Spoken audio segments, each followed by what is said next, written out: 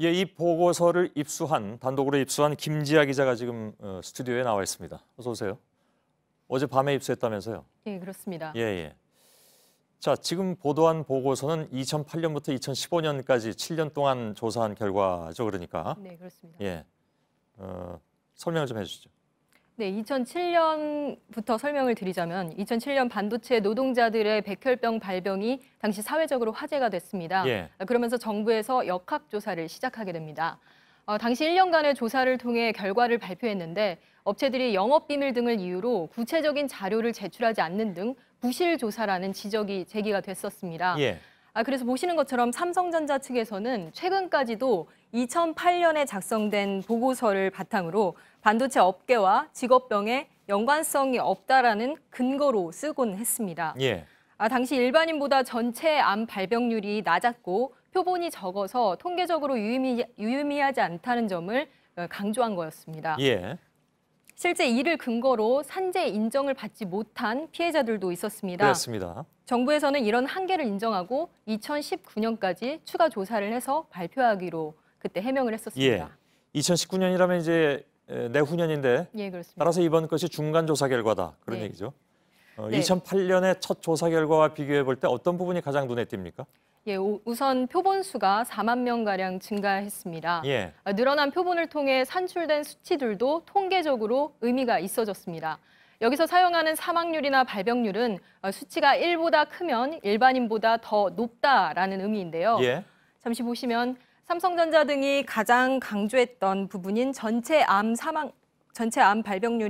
발병률 경우도 일반인보다 낮았다는 2008년의 결과보다 2015년을 보시면 1.28배로 높았던 것으로 나타났습니다. 예. 수치로만 보면 거의 한 2배 정도에 이르는 것 같습니다. 그렇습니다. 표본이 더 많았던 만큼 좀 더 세부적인 분석도 이루어졌습니까? 예, 사업장과 직군별로도 살펴봤는데요. 여성 생산직의 암 발병률이 가장 눈에 띄었습니다. 예. 혈액암 계열인 비호지킨 림프종의 경우 일반인에 비해 2.79배, 위암은 1.64배, 유방암은 2.69배에 달했습니다. 예. 또 사업장별로도 구분을 해보았습니다.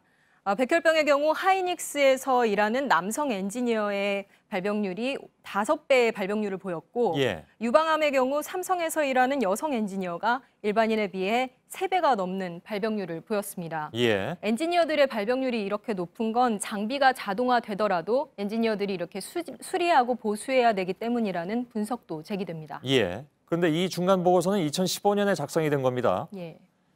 아까 최종 보고서까지 2년이 남았다고 했지만 사실 이번에 한 것은 2년 전에 나온 것이어서 그렇습니다. 그때는 왜 그럼 공개가 안 됐습니까?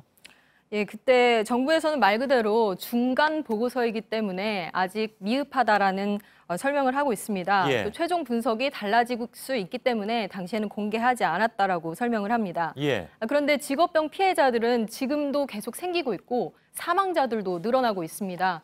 반도체 직업병 문제를 제기해온 반올림 등의 시민단체에서는 조사 도중 유의미한 결과가 나왔는데도 발표하지 않았다는 건 직무유기라고 지적을 했습니다. 예. 이 보고서를 토대로 직업병 연관성을 부인해온 삼성전자 측에 해명을 요구하겠다고도 밝혔습니다. 예, 알겠습니다. 어떤 해명이 나올지는 좀 지켜봐야 되겠군요. 예. 김지아 기자였습니다.